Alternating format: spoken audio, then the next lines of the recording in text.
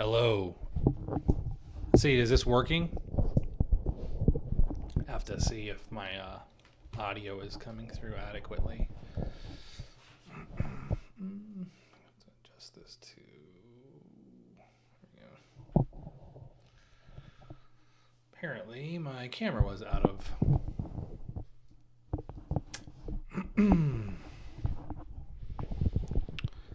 Acting wonky.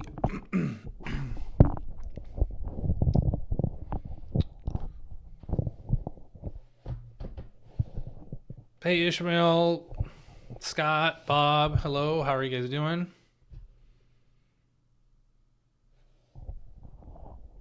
Yeah, I'm on a different mic this time.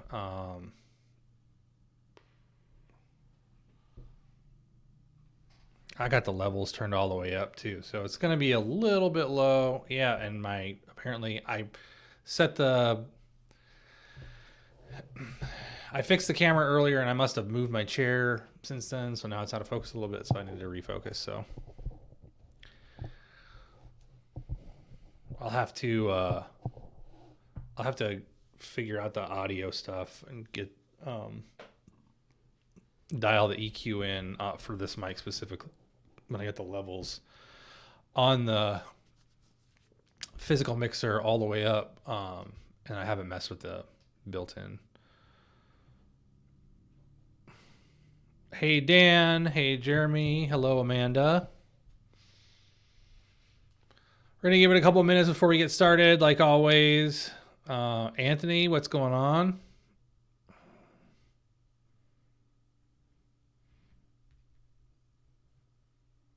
Hello, Mr. Sean. I can never remember your actual name, Bertie. I know I don't know, I've sent stuff to you because you won one of the giveaways, but we're going to give it like,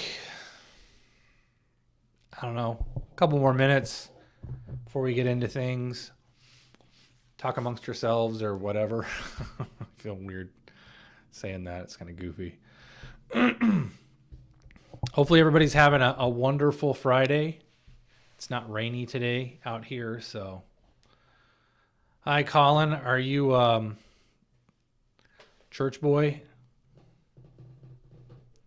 Colin, are you floating out? Aren't you in California? Are you underwater from all the flooding, or did you survive that nonsense?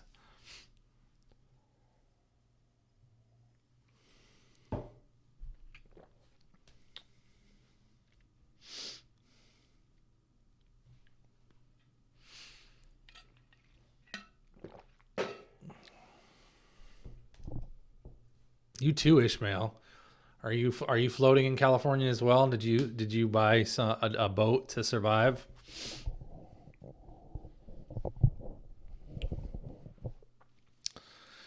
Like, we had a whole bunch of rain the last couple of days, but like nothing like that. Nothing crazy like the videos I've seen, the live streams. Oh, earthquakes too. So first floods and now earthquakes. Sounds amazing.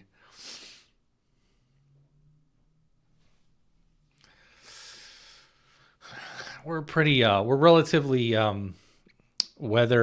extreme weather free out here in Arizona. No crazy blizzards, no crazy earthquakes, no extreme flooding. You know, we just have the heat.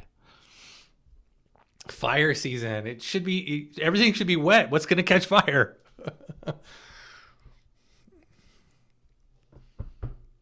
Okay.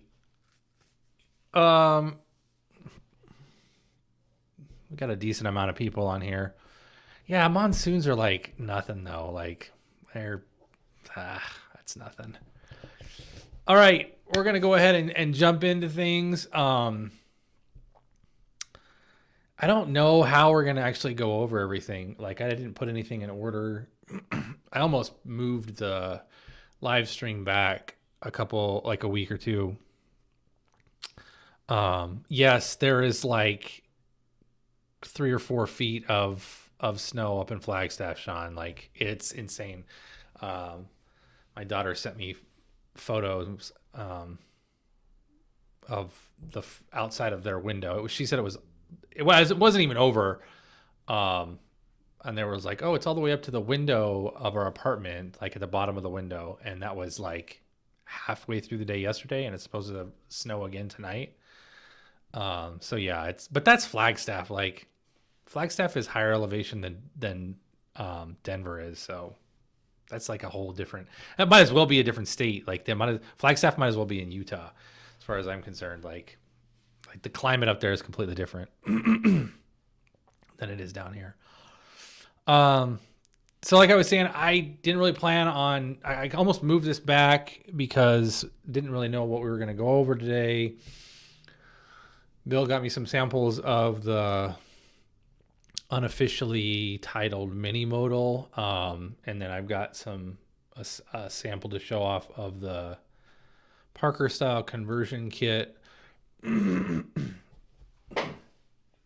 Excuse me. The Parker style conversion kit for the standard modals. But I figure just briefly we'll talk through some stuff about the regular modal. So we're going to expand the standard colors of the modal as soon as we have more clips. Like, one of the things holding us back on doing more modal releases of any kind is the fact that the clips are really the most time consuming element of making the modal, obviously, because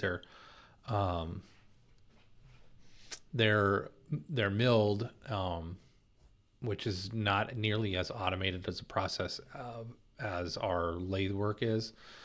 So we have to have an operator actually stand there and participate in the process, even if it's every like 20 or 30 minutes or an hour or two. Somebody has to physically go there and switch basically turn them all around and stuff like that, because you can't mill a clip 360 profile, all the different elements on it, without changing the fixturing and moving it from one side. Like, you can mill one side of it and then flip it over and mill the other side of it, and then flip it over and do the drilling and tapping and stuff like that, the way that the clips are made.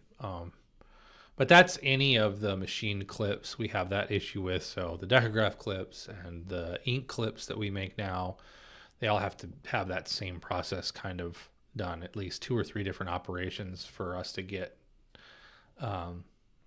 clips off. So kind of the big thing that's holding us up on releasing more modals in any way, shape, or form is the clips. Because we've sent out a lot of them for anodize already. So we found another anodizer actually not another.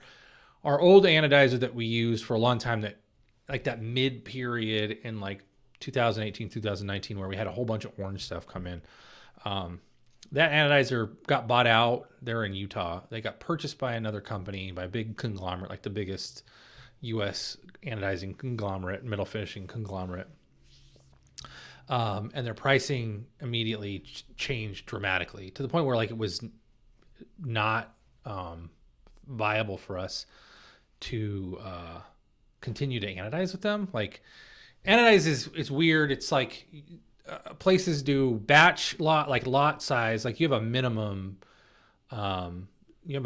spend basically on a lot of something you send to anodize, and it varies by like color and treatment and stuff like that. So like a batch, you're gonna at least spend like a minimum, the minimum batch different places is going to be like $150 or $250 or $300, depending on where you're, the company.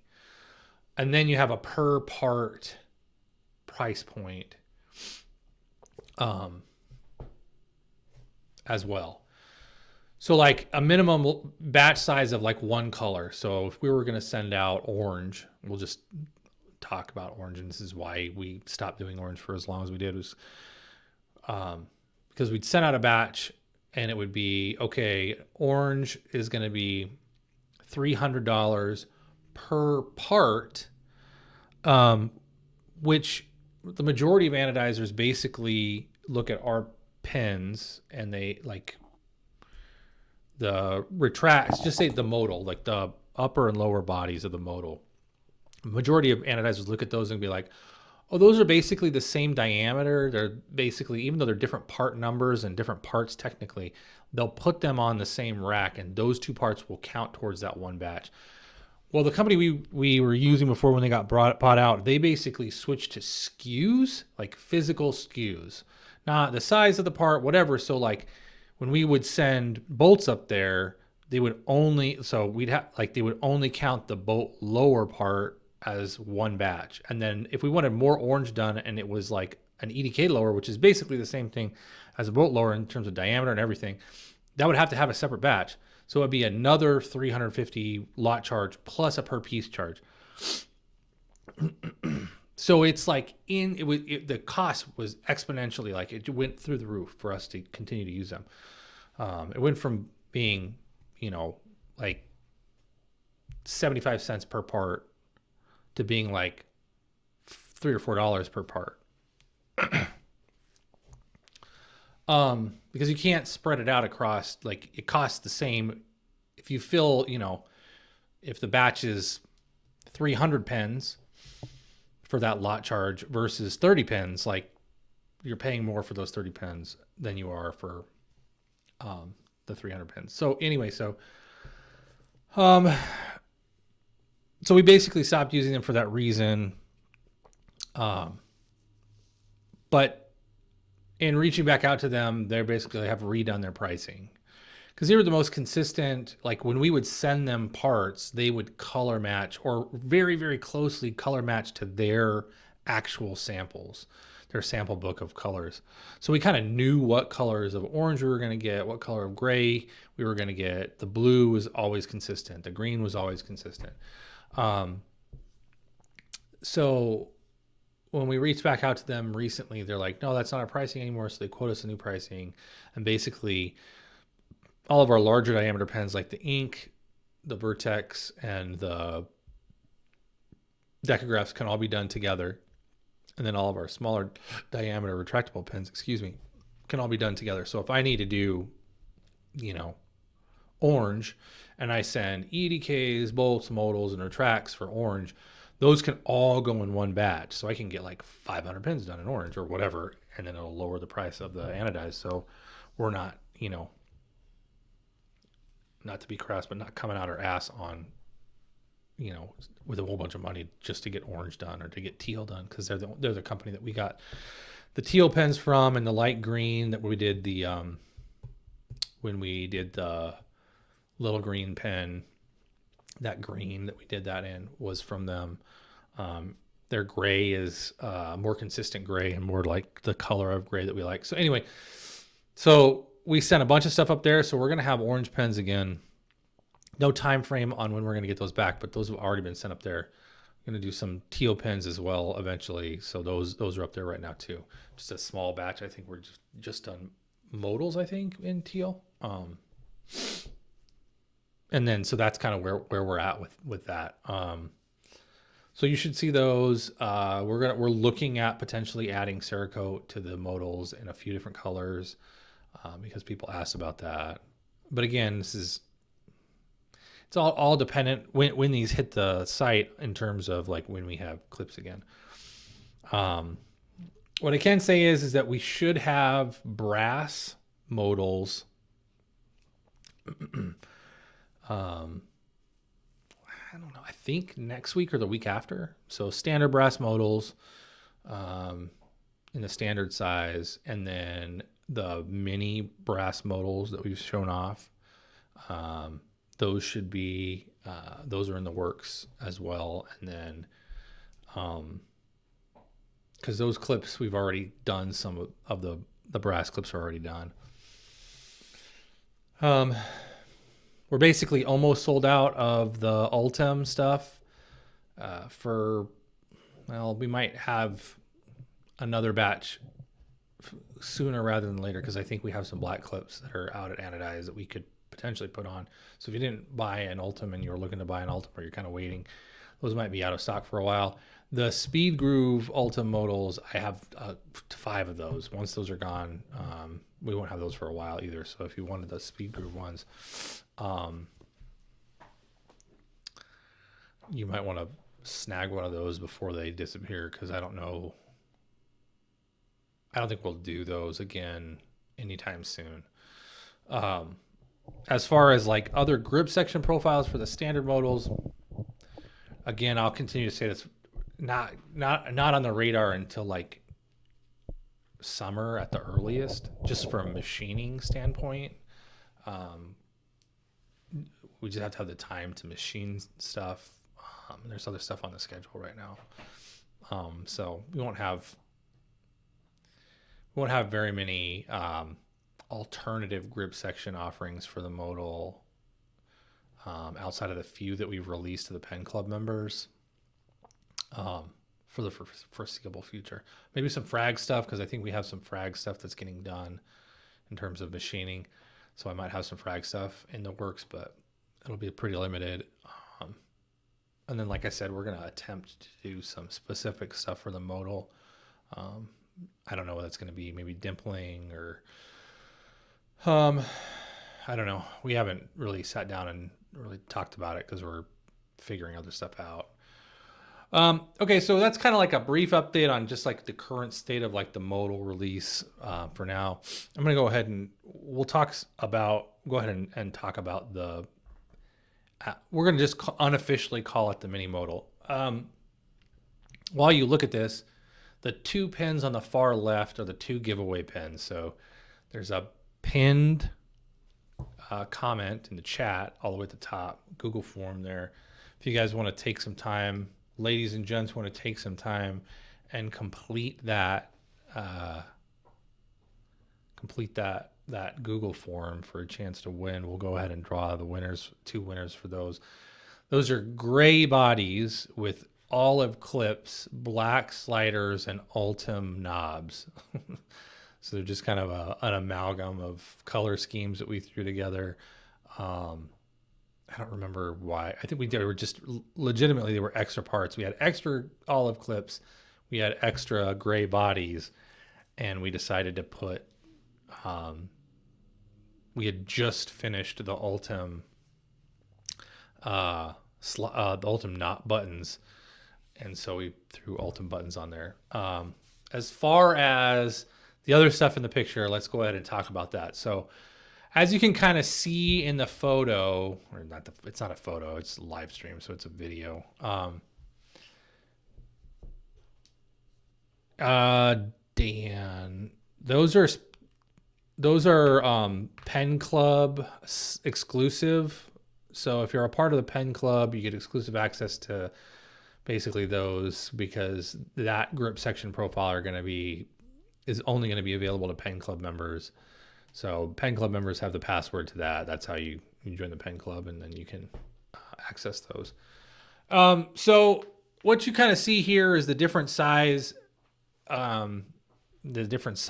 of the products. So that one kind of in the center of those 3 aluminum pens is the new smaller sized modal. Like we're hedging on, we haven't decided on officially calling it the mini modal, specifically because when people talk about mini pens, mini bolt action pens, whatever,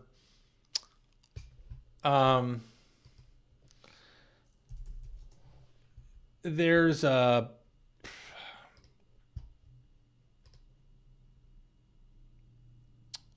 kind of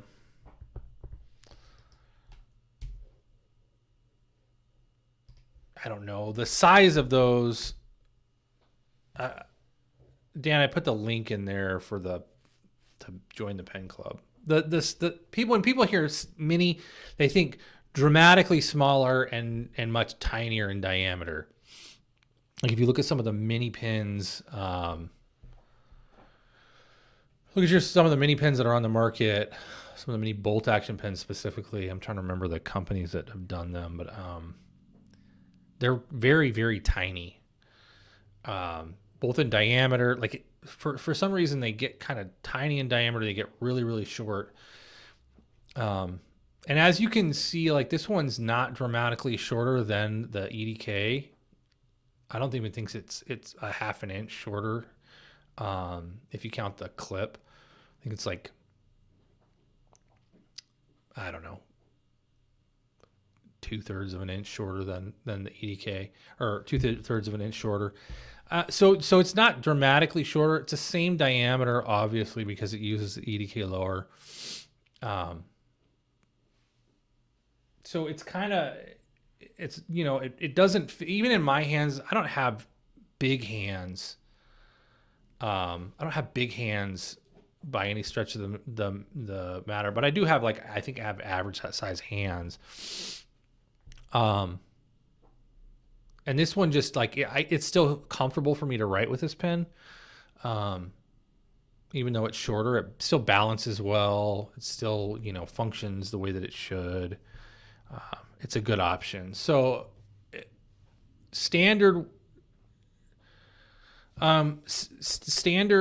within this setup, it takes either the P8126 or the Parker style refill.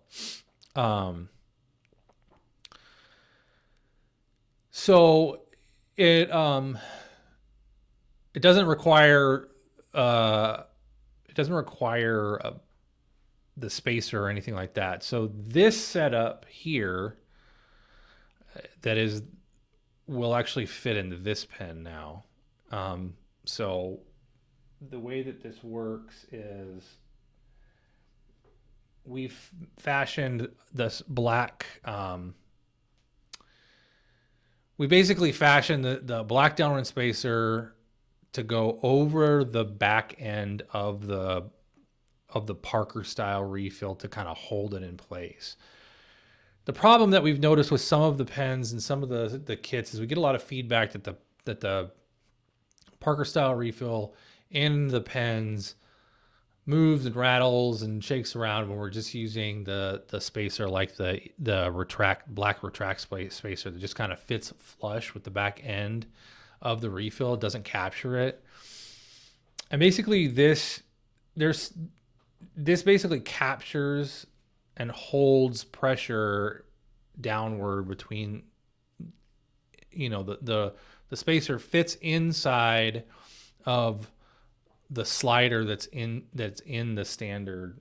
Like this white piece is basically the slider that's in here, and then it's recessed to hold the G2 refill.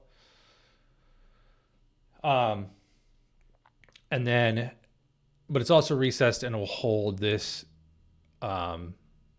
adapter, which basically also the end of the back end of the Parker style refill fits in there. Sorry, I'm throwing off all the, it's getting all blurry, so I'm just going to leave it alone. They basically all fit in together, and then they're held with spring tension a little bit tighter than some of our other pens to kind of eliminate any of that like movement. There's going to be in any retractable pen, there's going to be some movement involved, like with the refill. It just is going to happen. There's no way to, even if it doesn't sound like it or feel like it, there is movement of any refill in any retractable pen, lateral movement of some kind. Otherwise, it would not function. You would not be able to like actuate a refill in a pen where the tolerances were so tight that it didn't move.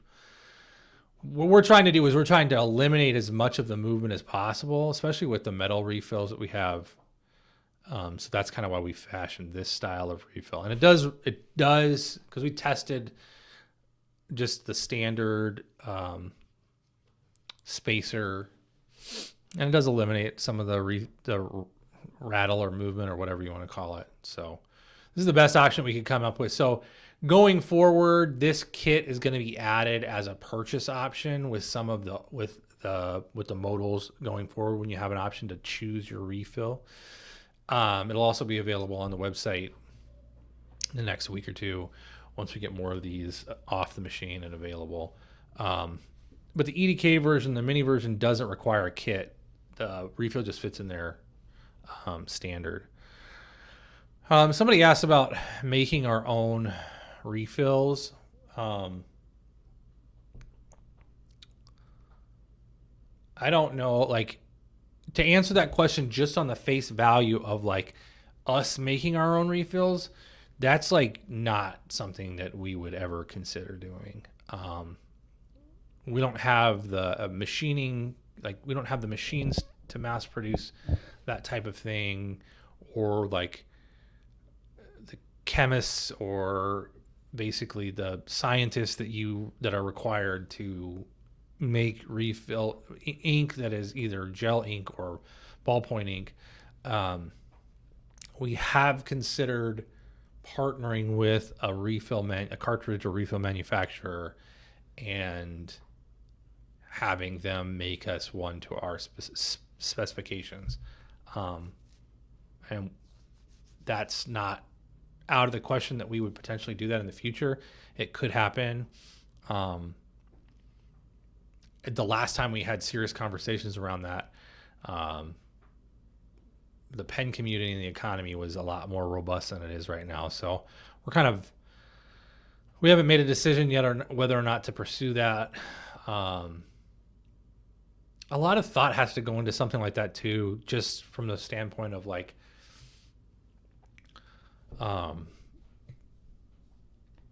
just from a standpoint of like marketing that refill outside of our own customer base. So for the time being, we're just going to stick with the refills that we primarily use in our pens. The G2 refill being the main one, simply because it's the most popular refill in the world. The Pilot G2 refill. And then the Parker ballpoint refill and P8126. Those are the three main refills that we support in our pens, and we'll continue to primarily focus on those three refills. So that's kind of like to show that off. Like I said, we're going to have a few variants of the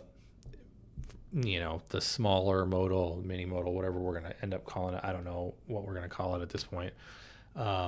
Relatively soon, I would imagine in the next week or two, kind of the same time frame as the Parker kits that we're going to release. We'll probably release them, if not the same day, the same week. Because we already have some of those out at Anodize, just standard colors. Matte black, I think, is going to be the initial release, and some tumbled brass ones, and raw tumbled aluminum ones. And for the time being, they're just going to have the standard EDK ringed lower barrel body on them, because that's what we have in stock in that size. So we're going to kind of stick with that for the time being. And again, we do have plans to do that pen with specific grip section to that pen in the future. We just haven't developed those or done any of that stuff as of right now. So that's kind of where we're at with the modal. We have, like I said, many plans to do more special release modals, custom modals, in the full size and in the smaller size.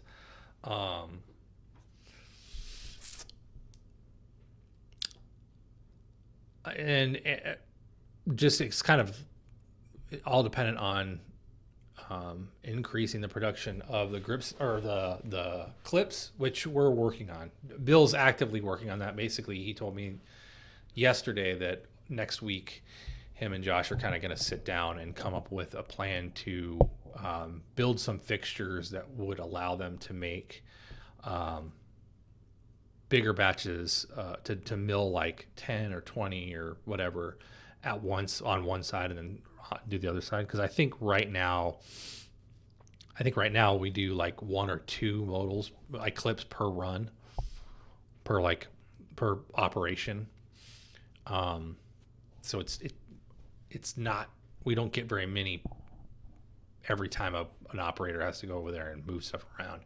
Whereas if we can build a fixture that's got like 20 clips on it, then it can run for, you know, if one side of the clip takes 3 minutes, you know, then it'll run for an hour on one side, and then an operator can go over there, switch everything around, run the second operation, you know. So we're going to increase the volume of clips so that we can have more of those available for a variety of reasons. And that kind of like, it's kind of the big update in terms of like that pin specifically, and in terms really of like what we're doing right now. There's a lot of other stuff that we're kind of tying up loose ends in terms of like planning. We're working on getting another batch of all of the colors of the Vertex Macrolon grip sections in the resin grip sections, because we were out of stock on all of them and have been for quite some time. So we're working on that. We're working on, trying to think what else we've got going on. Working on some adaptations of other material, other like Delrin, all Delrin. We're prototyping all Delrin modals. I'm trying to think what else we got going on. We have not sat down to like prototype the new fountain pen idea that we have, although Bill and I have talked about it at length multiple times. We kind of know the overall functionality of the pen.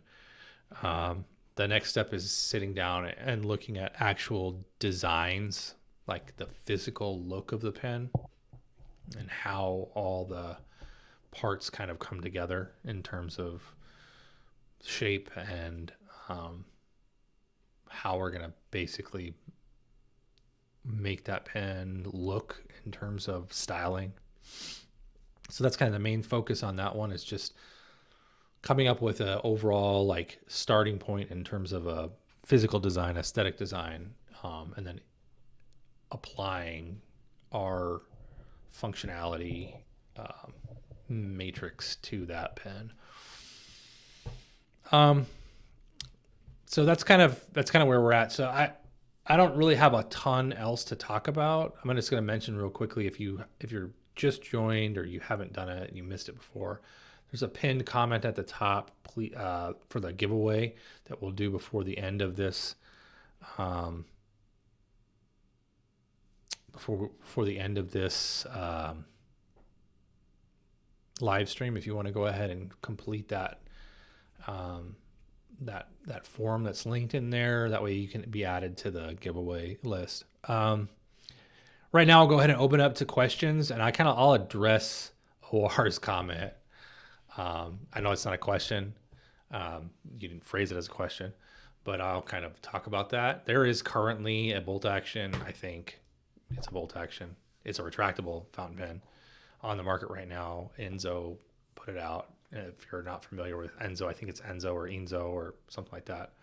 I won't get into the background or anything of who they are or what they are. They traditionally make what they've termed as minimalist fountain pens, minimalist pens in general. There's a lot of reviewers that are like that have versions of them. They're relatively inexpensive at this time.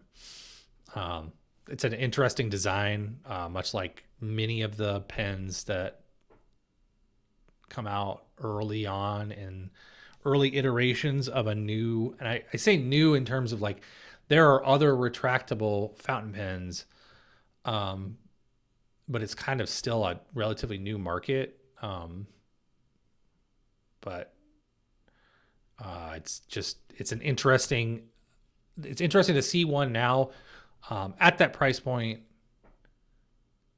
with the look and the feel that it seems to have, and good for them on figuring out a way to do it.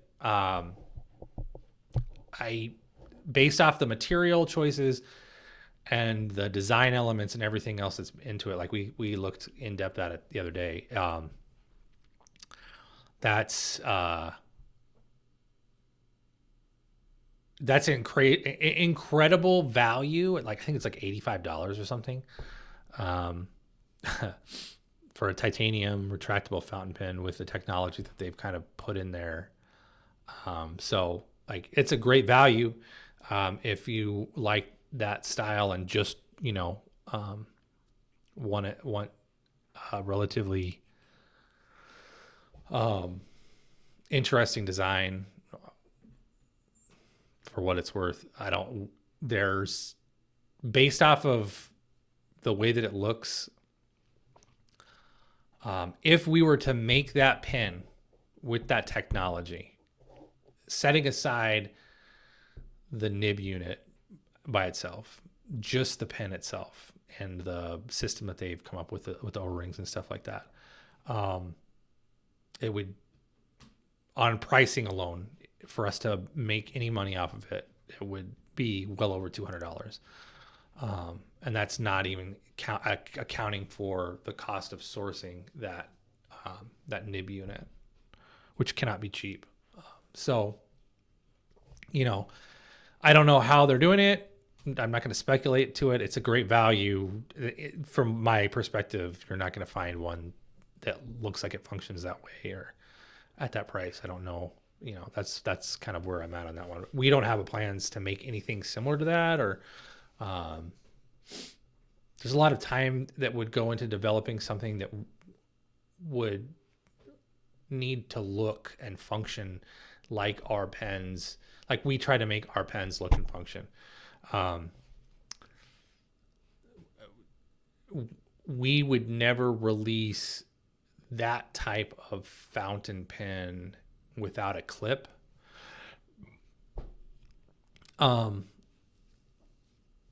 Because a capped pen without a clip is exceptionally hard to carry. A pen that functions like that without a clip seems like it limits the type of carrying you can do with that. It's really got to be in a pen holder of some kind or something. I don't know. Like just looking at it alone, like it would, on a pen loop in like a notebook holder or something like that. So, so there's just a lot of stuff that we would have to do to do our own version of that. And it's not something that we would potentially look at anytime soon. That we have been asked numerous times to make some version or other of a retractable fountain pen.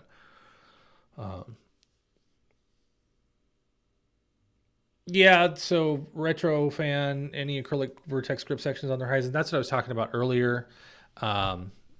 We're going to try to get those back in stock in the next couple months. I know Bill's working on it with the plastics company and everything like that, so we can kind of get the resin ones back in. They're not acrylic; they're made out of Macrolon polycarbonate. So yes, we're working on that. We want to have those pretty soon. Adam, any special bolt releases on the horizon?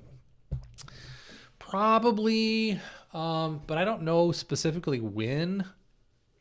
Part of the reason that we don't have any bolts really is because I'm out of bolt uppers completely. Like we don't have any bolt upper bodies in stock, at least aluminum ones. And we were out of brass ones until recently. So we need to make more of those. And once we have more of those in, I can send them out for anodize or paint or whatever. So I don't know when.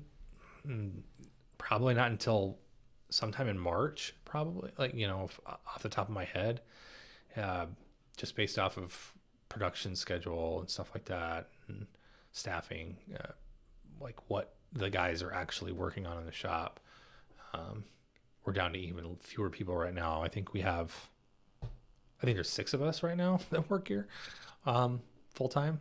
So there's 3 of us up front and 3 of us out in the back in the shop, and that includes Bill. So it's real tight in terms of what we can get to. So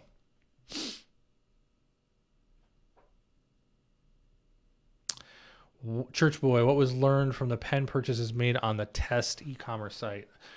So everything seemed to move really frequently, or really smoothly on the site. I had one out of everybody that filled out the form. I had one person that had like a negative experience in terms of checking out, which I don't know. Maybe they have spotty internet. Everybody else was like, oh, it's fast, smooth.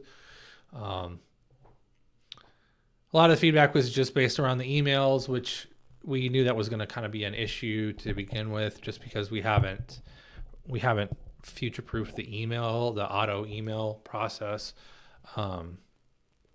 That was running the emails just directly off of the website's auto responder instead of running it through an SMTP program where we can kind of customize the email content and have it go through our paid G Suite and stuff like that. So that'll happen moving forward. The payment processing seemed to go really easily for people. Importing products from or exporting the products from that e-commerce into our shipping platform went smoothly. We had some internal problems with like how they showed up that we had to fix, but we already addressed that. We'll be adding, we're definitely going to add Google Pay and Apple Pay and potentially other forms of payment to the site at some point in time. And then fleshing out like the content that's on that site and kind of making it a little bit more polished in terms of the way that it looks. That's basically I've been working on. I'm not a web developer, and I'm not doing a lot of like the really difficult back-end coding that needs to be done and on the FTP and the PHP on any of the back-end coding. Like I know HTML and I know some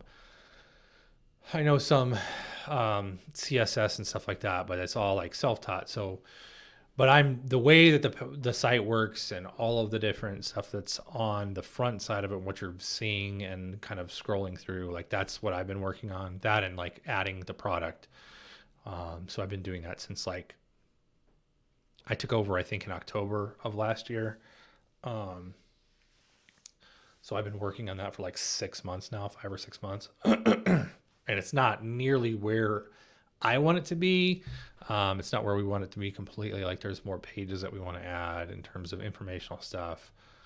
A bunch of more plugins that we need to add for a rewards program that we've never been able to implement before, that we've always wanted to implement. An actual functioning like gift card purchase point, stuff like that. So all the feedback on the new site was positive. Not all of it. 99% of the feedback was positive. We have one person that didn't have a positive experience. And unfortunately, I wish I had put a place for you guys to put your email addresses so I could have contacted that person specifically and been like, hey, what happened? So I could have talked through it with them and figured out exactly what happened that didn't, they didn't have a good experience, but everybody else was fine.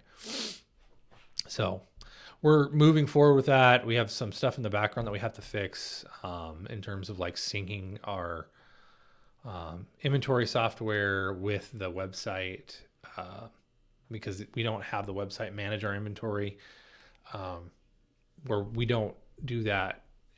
We don't want to do that. We use QuickBooks to manage our inventory, but we need a plug-in, a third-party program basically that basically allows us to sync what's on the website with what's in QuickBooks. And that was functioning in the last iteration of the website, but they had an update, and so we installed the update. We had an update on both products. We had the update on our website, so we installed that. We had an update on that in-between software that we use to sync everything. And somewhere with those two updates, like they don't talk to each other anymore. So we have to figure out what's going on with that before that element comes online. That doesn't preclude us from selling stuff on there. It just makes it a little more difficult. So that's kind of the main fix that we have to do before we can actually like go live on that site. So we're really, really close. We have plans to get that site up and running in February. Like when we sat down with our back-end web developer who does all like the coding and stuff like that, on the backside and gets everything to work in terms of syncing the products. And he was, prior to us testing the site, he thought we would be able to go live last week, which obviously isn't going to happen. So hopefully sometime in March, like we can, go live. We'll have everything kind of like all the standard stuff will be available over there. And then we'll start to push new products or do special releases, stuff like that on the site after that takes over.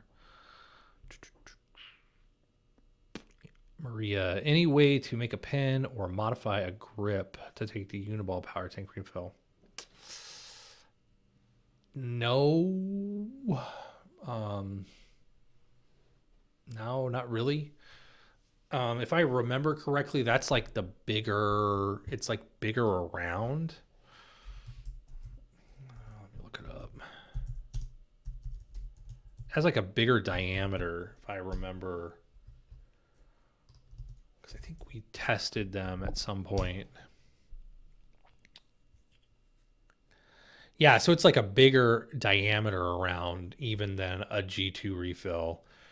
So the problem with that was we would have to, there's no modification for that. We'd have to make a pen from the ground up that takes that. And like, it's just difficult. It's really difficult for us to make a pen based off of a specific refill that, like, because we kind of need some type of audience to be there for that pen. And yes, that pen, for that refill, and that refill is a relatively popular pressurized refill, but it's nowhere near as popular as that refill is nowhere near as popular as the Fisher Space Pen refill. And we would likely adapt the pen to a Fisher style refill before we would do one for that. So it's unlikely to happen, Maria. It's just not, like, we literally have some of those here somewhere because we bought a bunch of them to kind of see if we could do something. There's not an easy way to do it. Like, we can't, it would have to be like a capped pen.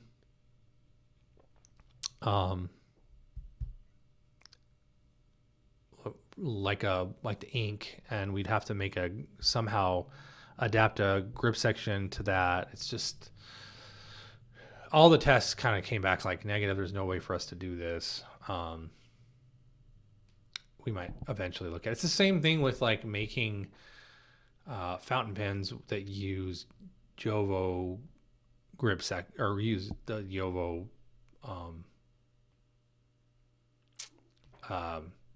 nibs.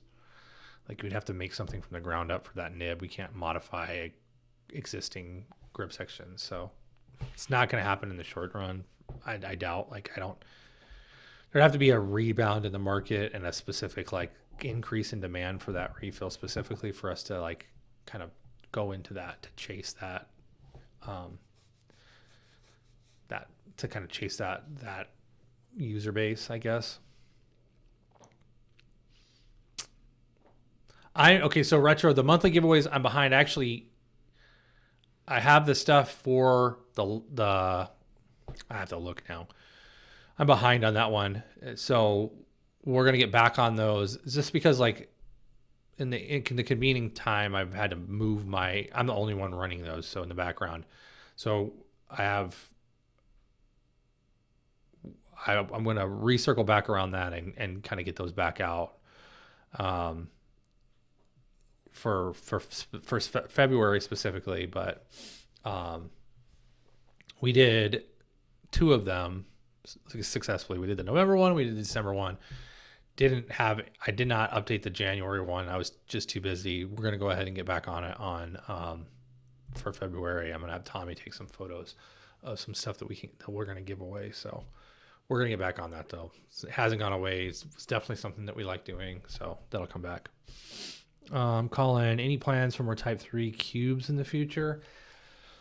Yeah, we might actually do some of those. I gotta look through and see how many cubes we have right now. I think we're running low on cubes, so it's possible that we'll do those. I don't know when we're gonna do another cube run. I'll have to look and see what we have. We might have enough to send some out right now. If not, then probably towards the end of summer is going to be the earliest.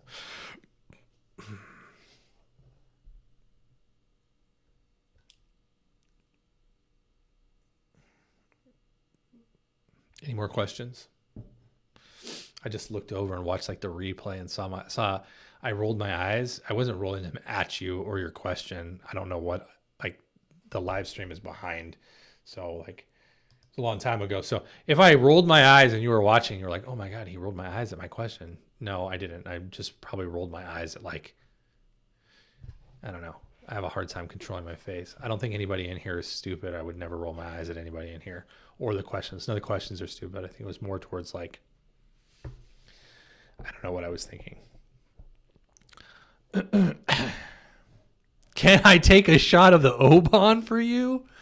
Oh my God. Number one, you should know this by now, Ishmael. I don't do shots. I'm a whiskey sipper, not a shot. Like, you want me to, like, straight out of the bottle shoot it? Oh God. Adam, will you do an ink Ultim rollerball? Okay, so we are at, I don't know if I've talked about this before in the past, but we are attempting to identify a way to adapt the ink to be able to be used with Ultim and Delrin. Both cap, body. I don't know about grip section or not. I don't know about grip section yet, but definitely the cap and the body. So we're actively looking at ways to make that pen be functional in those materials. It's requiring us to change some things in terms of how the clip functions and stuff like that. But yes, we are working on that right now. What's the weight of the mini modal versus the regular one? I don't know. I don't have the specs yet on them. I don't have my scale in here. Otherwise, I would let you know. I would tell you.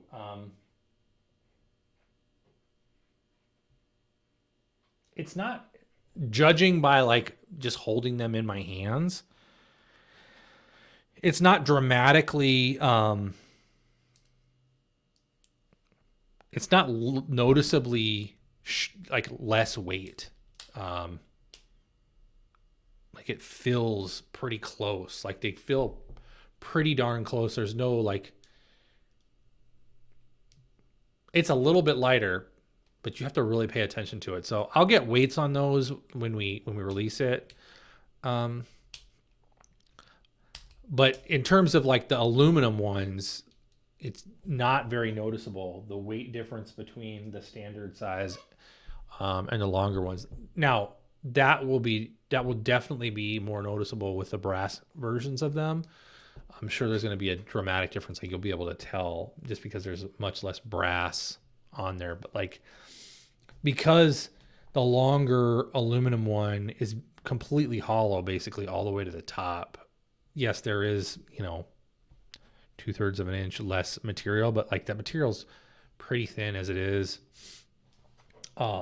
And the refill that's used in the EDK weighs more than the refill in the standard, because they're metal refills. So it does weigh more. So there's a little bit of offset there between those two pens in terms of, like, the weight, like, differentiating. So.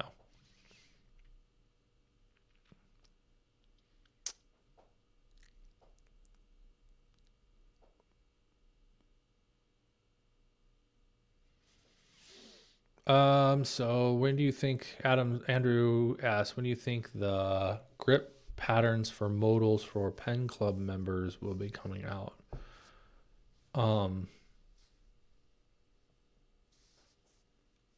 Again, like, I don't have specific time frames on those. Like, the The Parker style stuff is going to be available shortly, like a week or two. That kit's going to be available to purchase on its own or to purchase with a pen. In terms of like any of the grip section stuff, we have to have the bodies available. And right now, like we released some of the frag. What did we do? We did frag copper modals, but that's because we had extra frag bodies on hand. Like I don't have a lot of extra frag grips available in any other materials besides the copper ones. Like we did a run of those. I think we did like 100, and then we released like 50 of those pins to the Pen Club members, and the other 50 are going to be used for standard bolts. So it's going to be March or April before we have any more like specific Pen Club exclusive grip section offerings, just based off the production schedule.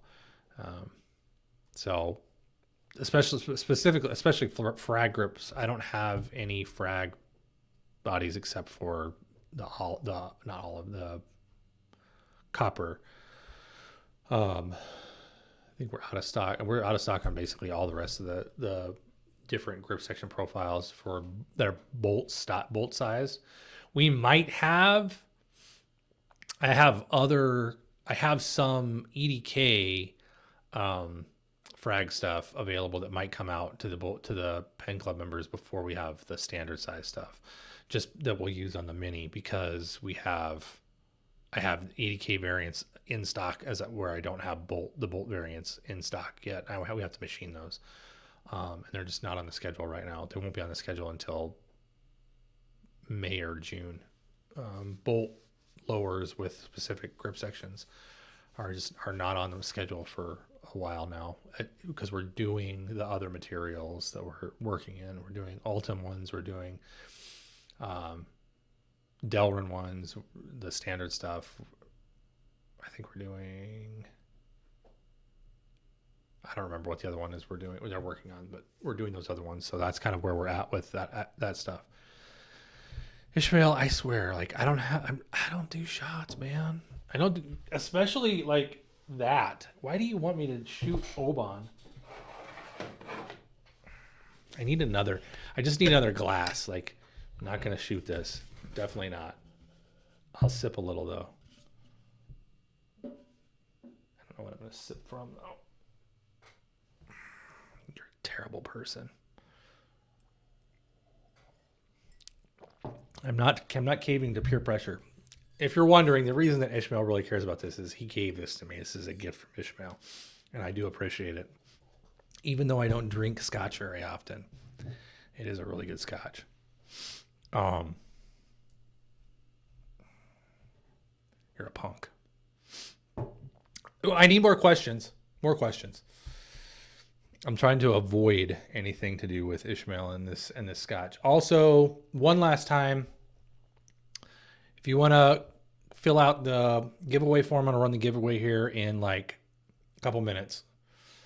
We'll do the giveaway here in like 2 minutes. Giddy up. No, not giddy up.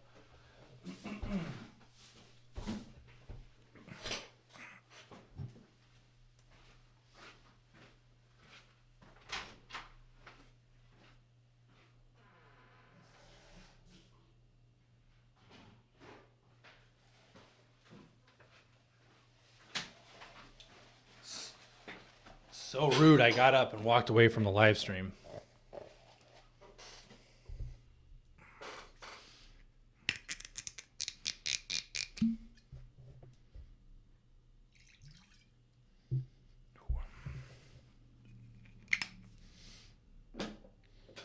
Coffee or tea? Oh, that's such a great question.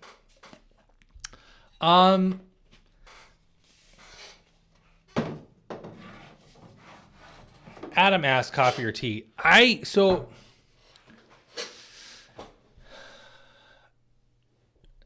would say that the 70% of the time I am a coffee person, and 30% of the time I'm a tea person. But I like a lot more varieties of tea in terms of like how I'll drink my tea versus what I prefer with coffee. So like I like just drip coffee the majority of the time, or like pour over coffee. I have a Chemex. That's what I use normally. Um, a little bit of cream, a little bit of sugar. Although now I'm not using as much sugar. I'm trying out a sugar like an alternative natural sugar. I'm trying allulose, not because I'm pre-diabetic or anything, just because it's like supposed to be more healthy for you. It doesn't have like the nasty aftertaste, and it's actually pretty good. It's supposed to be more healthy. It doesn't increase your it's doesn't have any calories directly in it. But when I drink tea, I like hot tea, I like iced tea, I like sweetened iced tea and unsweet iced tea, flavored sweet or flavored iced tea. I like flavored hot tea. So when I'm in the mood for tea, I drink a lot more variants of tea.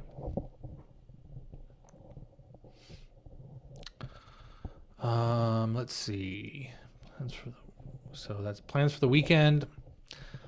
Probably not anything crazy.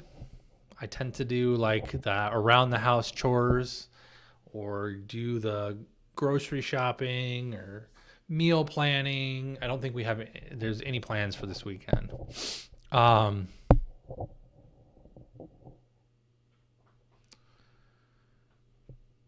Andrew, color match clips for the anodized modals. Some of them will have color match clips. Yes. Like we're going to do some color matched.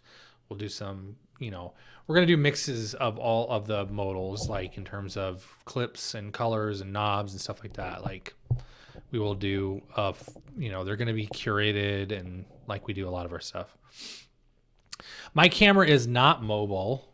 So the setup in here, I have two Sony A5100 mirrorless cameras set up. One in front of me and one that's over on a desk that shoots downward. So I would have to like end the live stream and start broadcasting the live stream separately on my phone.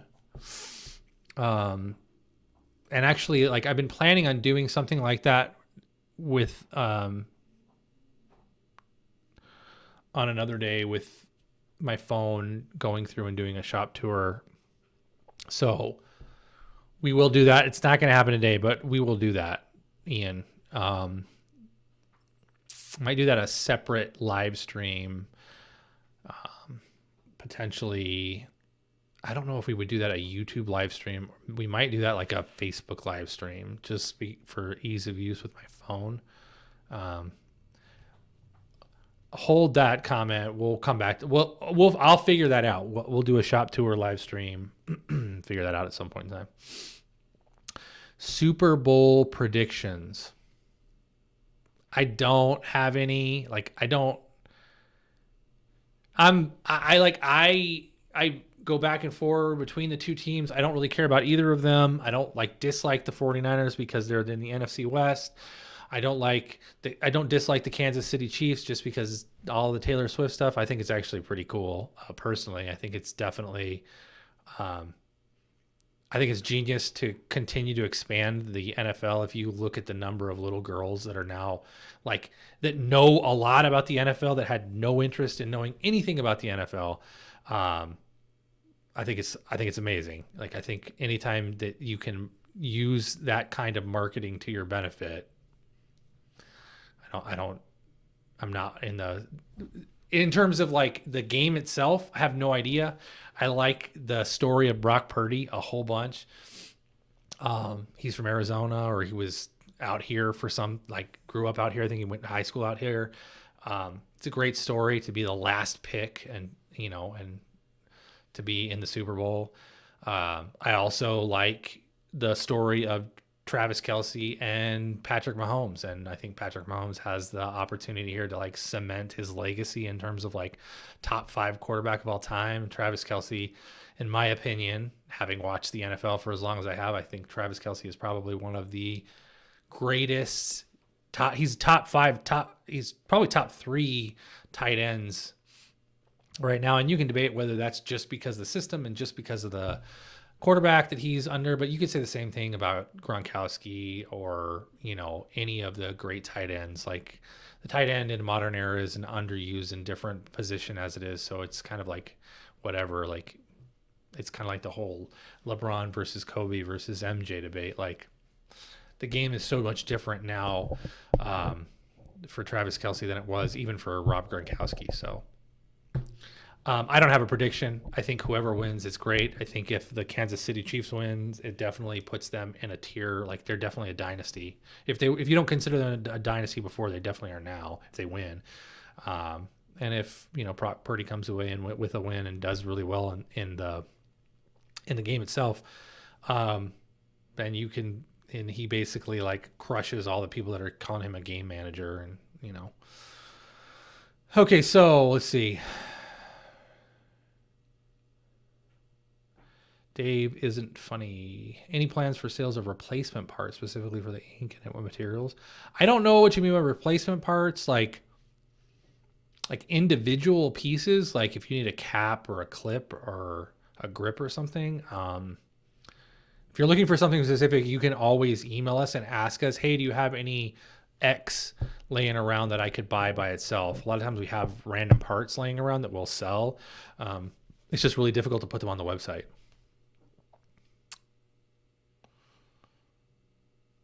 Yes, whoever said Earl Grey, absolutely, 100%. That's my favorite hot tea. I do like Irish breakfast as well, though. Oh, that was Ishmael. I'll give you guys a shop tour at some point in time. All right, so I'm gonna sip the Oban, then I'm gonna run the giveaway. Live stream from Bill's office. No, I don't want to have to set that up.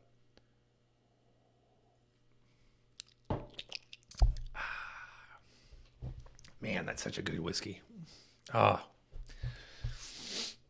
It's so different than drinking bourbon. It's such a great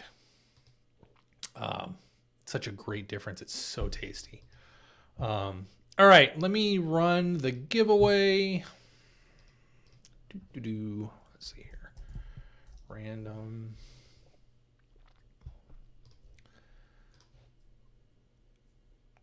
You're gonna have to look at the side of my face while I do this stuff. Let's turn this off.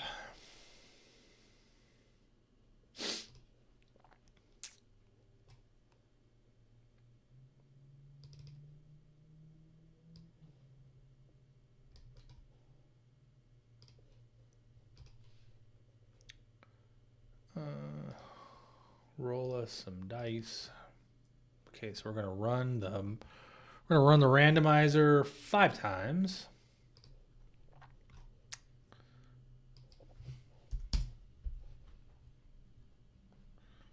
Let me put all y'all's information in there. Make sure nobody filled out the form more than once.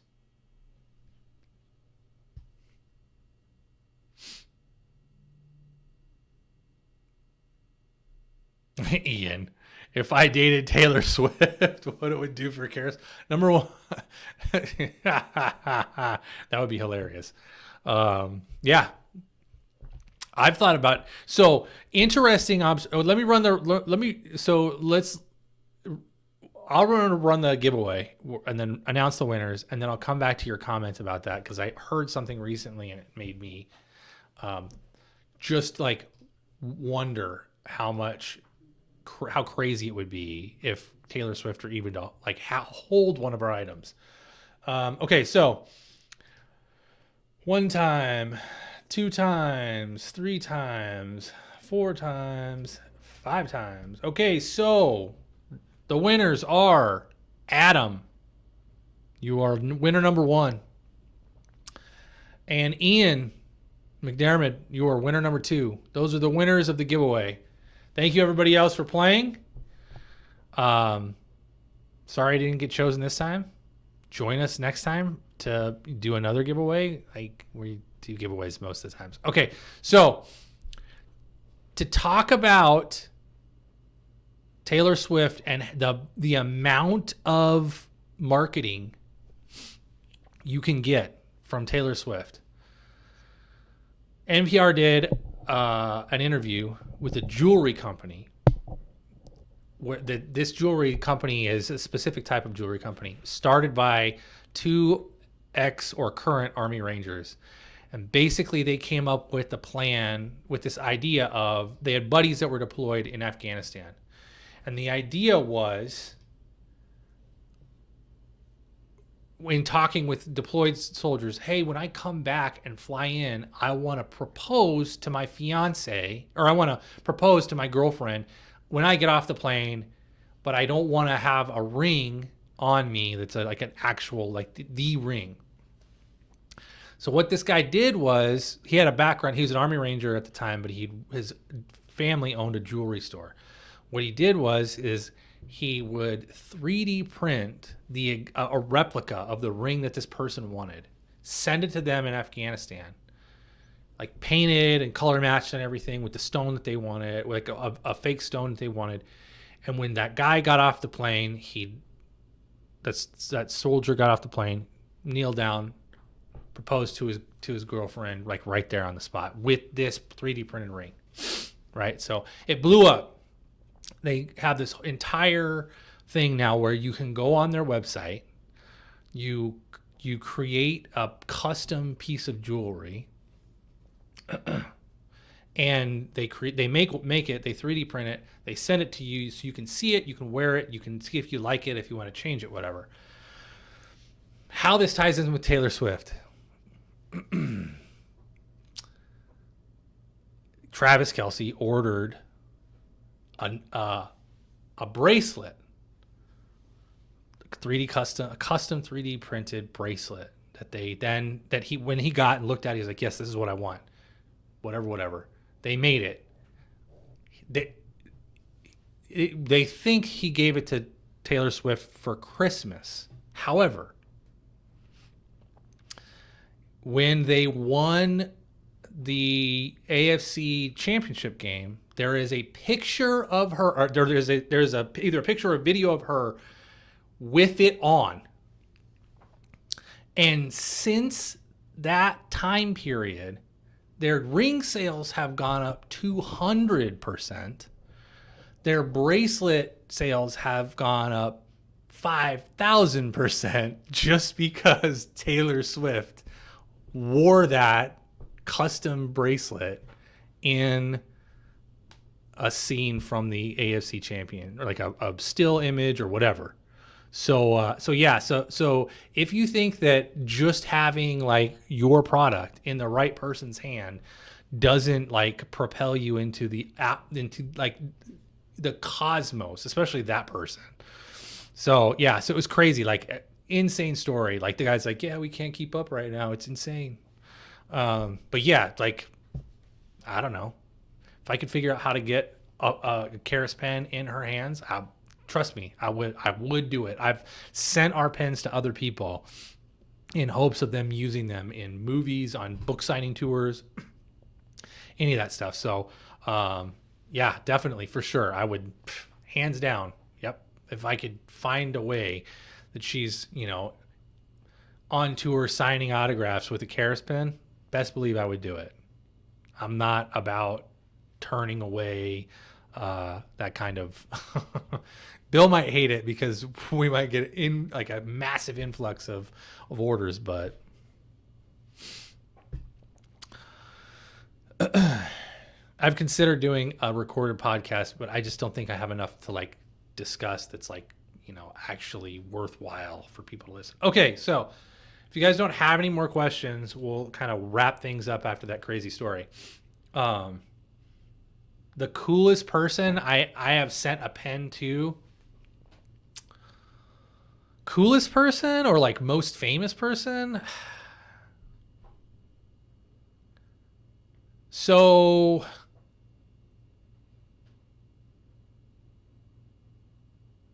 I don't know. It's kind of a tie.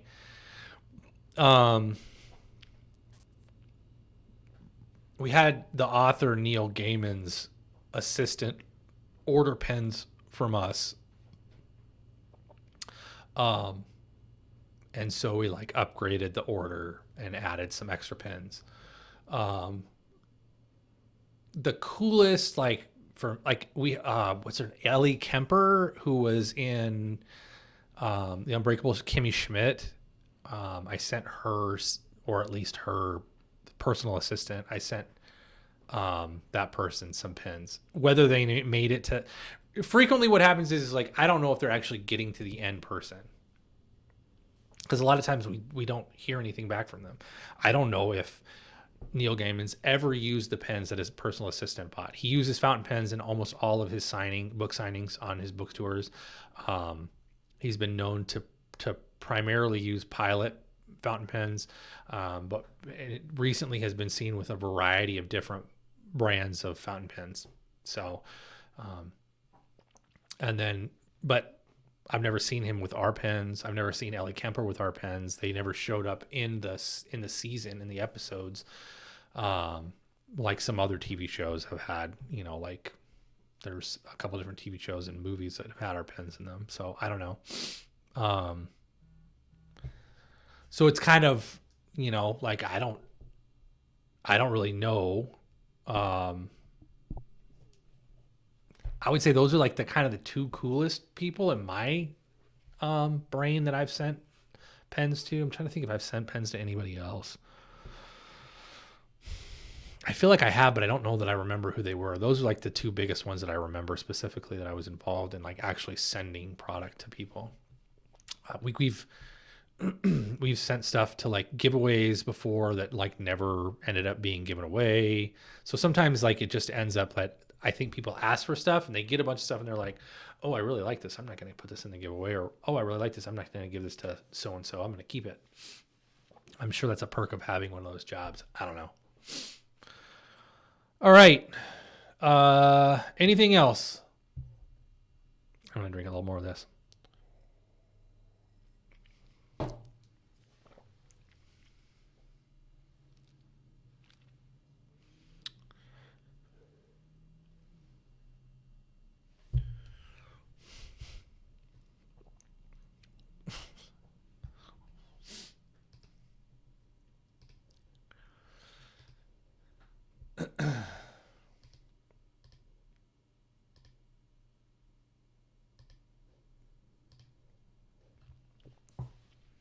Yeah, I could probably just show up and give him some. Like he's around a lot of times at some of the events. All right, if that's it, guys, if we don't have any more questions, there's nothing else pressing that's on your mind that you would like to hear. Like I said, we'll figure out. I'll figure out how to do a shop tour maybe next Friday while I'm here at work. I'll do an impromptu shop tour and kind of walk around the shop. We've done them in the past, but I think they were on like Periscope or Instagram Live or something like that. So we'll go ahead and do one of those in the future. That way I can kind of show you guys whatever, we can walk around and you guys can, I can attempt to do a shop tour live stream. Otherwise, if that's everything, thank you for being here. Thanks for, asking all your questions. Hopefully I answered a whole bunch of your questions. If you have any follow-up questions, like always, you can go ahead and post them in the comments below. We do try to respond to those comments after the feed is closed. If you have questions that you think about later, you can always email us at info@karascustoms.com or post or message us on any of our social media platforms. Thank you so much for being here, everybody. I really appreciate everybody being involved and being present and being, talkative. Otherwise, this would be extremely boring, but it would be about half the time. So there's a trade-off. If you are in the LA, California area, next weekend, we are going to be at the California Pen Show. G and I believe Tommy will be there next weekend. They are going to have some limited decagraphs that we are not going to have here. They're going to have, I don't know if they're going to, I think they'll have the mini modal or whatever we're going to call it. I think they'll have a little bit of that as well on hand. And some random, special edition stuff they will have there. Otherwise, again, thank you for being here. Appreciate it. Be safe. Hopefully, no craziness is happening in your life, and you have a wonderful weekend. If you're a football fan, enjoy the football and festivities. If not, just have an awesome weekend with your family. Until next time, everybody, appreciate it.